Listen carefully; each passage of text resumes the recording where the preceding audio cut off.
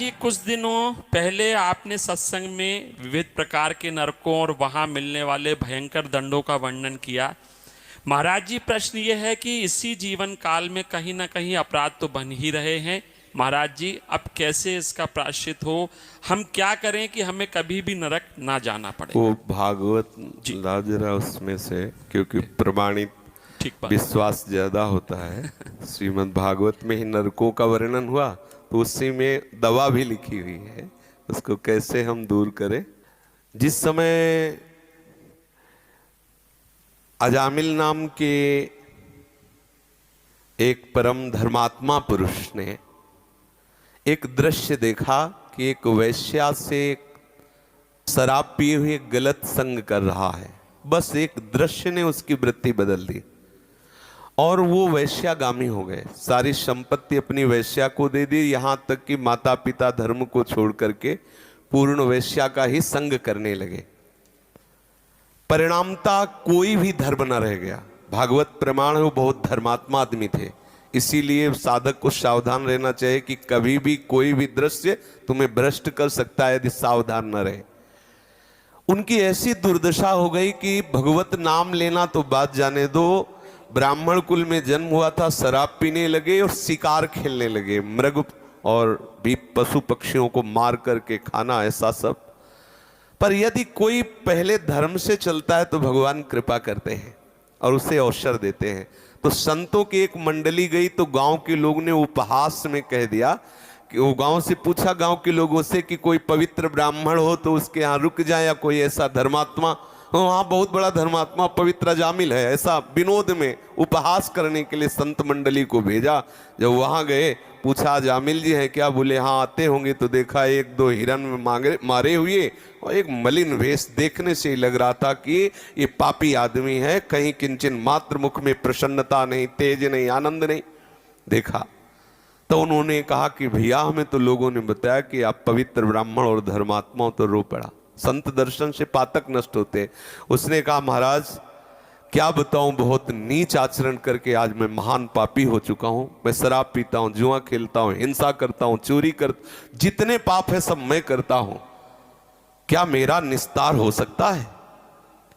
जैसा आपने कहा, कोई भी व्यक्ति ऐसा नहीं है, छोड़ भगवान और भगवान के निज जन जो अवतार लिए हैं उनके सिवा, जिनसे गलती न हो। शास्त्र कहता है नाही कश्चित क्षणमपि जातु तिष्ठत्य कर्म कृत कार्यते ह्रवशः कर्म गुणैः स्वाभाविकैर्बलात्।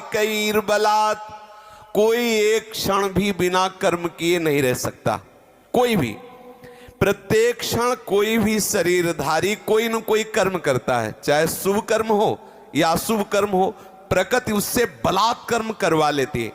शास्त्र कह रहा है अब वो जिस स्वभाव का होता है वैसा उससे कर्म होता है। आसुरी स्वभाव का होता है तो पाप कर्म अधिक होते हैं, यदि दैवी स्वभाव का होता है तो उससे पुण्य कर्म होते हैं। पर होते दोनों से, क्योंकि शरीर पाप और पुण्य दोनों कर्मों से मिश्रित बना हुआ है। निश्चित है सबसे कुछ पाप होते हैं, सबसे कुछ पुण्य होते हैं। गलत संग हो जाए तो अधिक पाप हो जाते हैं और अच्छा संग हो जाए तो पुण्य अधिक हो जाते हैं। अधिक पुण्य वाला स्वर्ग जाता है और अधिक पाप वाला नरक जाता है। अजामिल जी से कहा तुम धैर्य धारण करो, चिंता तुम्हें करने की जरूरत नहीं। एक उपाय है, समस्त पापों का सांगोपांग नाश करने के लिए भगवान का एक नाम है, आप नाम जप करो। उनका ये मेरे से नहीं होने वाला। पापवंत कर सहज स्वभाव भजन मोर ते भाव न काओ। बोले मेरे से भजन नहीं हो सकता, पक्की बात है नहीं होगा। जिसका मलिन अंतःकरण हो गया वो भगवान नाम जप नहीं कर सकता। बोले तो एक बात करो, तुम्हारी पत्नी गर्भवती है, तुम्हारे अब बच्चा होने वाला है, ये आखिरी बच्चा है, इसका नाम तुम नारायण रख देना। बोले हाँ ये ठीक है। जब पुत्र हुआ उसका नाम नारायण रख दिया तो भगवत कृपा से उसको इतनी आसक्ति हो गई कि खाना पीना हर समय उसी बालक को तो नारायण नारायण पुकारना। देखो संतों के संग का प्रभाव देखो, जहां नाम जप के लिए साफ मना कर दिया था उसका नाम जप प्रारंभ, बेटा नारायण नारायण नारायण। कुछ समय बाद उसका अंतिम समय आया तो मृत्यु सैया में पड़ा हुआ था, उसको याद उसी अपने बच्चे की आई। तो यमदूत आ चुके थे, भय से वो आक्रांत होकर व्याकुल होकर पुकारा नारायण बच्चे के लिए। जो ही इतना निकला तेवी भगवान के दिव्य पार्षद, नारायण नाम पूरा नहीं निकल पाया था और भगवान के पार्षद चतुर्भुज रूप धारण किए हुए गदा शंख चक्र और तलवार लिए हुए विराजमान हो, तुरंत यम पास काट दी और यम के दूतों को डांटा और कहा तुम इस निष्पाप पुरुष को दंड क्यों देते हो? तो उनका महाराज आप वैसे देखने में तो बहुत दिव्य लग रहे हो, ये निष्पाप कैसे हो सकता है? ये तो महान पापी। बोले ये परम पवित्र हो गया क्योंकि इसने समस्त पापों का प्रायश्चित जिससे होता है वो हमारे प्रीतम प्रभु का नाम उच्चारण, एक नारायण नाम उच्चारण मात्र से इसके सारे पाप नष्ट हो गए। स्वयं कहते हैं अयम ही कृत निर्वेशो जन्म कोट्यंग सामपि यद व्याजहार विवसो नाम स्वस्त्ययनम हरे एतेनैव रघोनोष्य कृतम स्वादघ निष्कृतम यदा नारायणायेति जगाद चतुरक्षरम। यमदूतों, एक जन्म नहीं, इसने करोड़ करोड़ जन्मों के पापों का प्रायश्चित कर लिया क्योंकि इसने श्रद्धा से नहीं, भगवत भाव से नहीं, पुत्र के ब्याज से, पुत्र के बहाने से नारायण नाम लिया। जिनका नाम लिया उस नाम की इतनी महिमा है कि एक जन्म नहीं करोड़ों जन्मों के पापों का प्रायश्चित कर लिया। जिस समय इसने 4 अक्षर पुकारा नारायण चतुरक्षरम, जगाद चतुरक्षरम नारायण, ऐसा उच्चारण करते ही जितने इसके रजिस्टर नरक में भरे पड़े थे सब जला दिए गए। नारायण नाम उच्चारण करते ही ये निष्पाप हो गया। तो बोले महाराज कौन कौन से पापी पवित्र हो सकते हैं? इस्तेनः सुरापो मित्र दुग्ब्रह्मः गुरु तल्पगः स्त्री राज पितृ गोहंता ये चपातकिनो परे।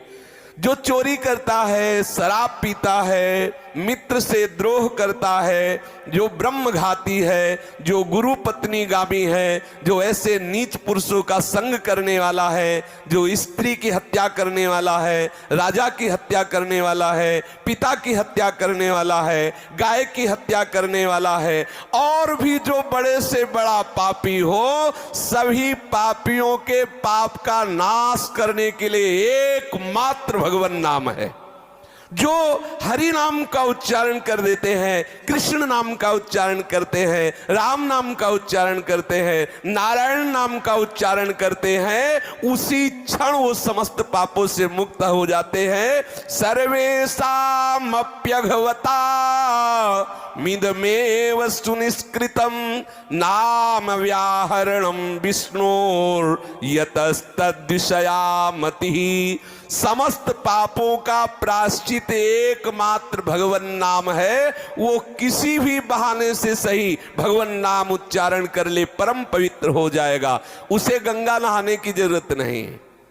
जो ऐसा महापापी है, न गंगा न गया सेतुर न काशी न च पुष्करम जिह्वाग्रे वर्तते यस्य हरिरित्यक्षरद्वयम्। हरि ऐसा उच्चारण कर लिया, उसे गंगा नहाने की जरूरत नहीं, उसे सेतुबंध रामेश्वर गया आदि में पिंडदान करने की जरूरत नहीं, उसे किसी पुष्कर तीर्थ यात्रा जाने की जरूरत नहीं, वो परम पवित्र हो गया।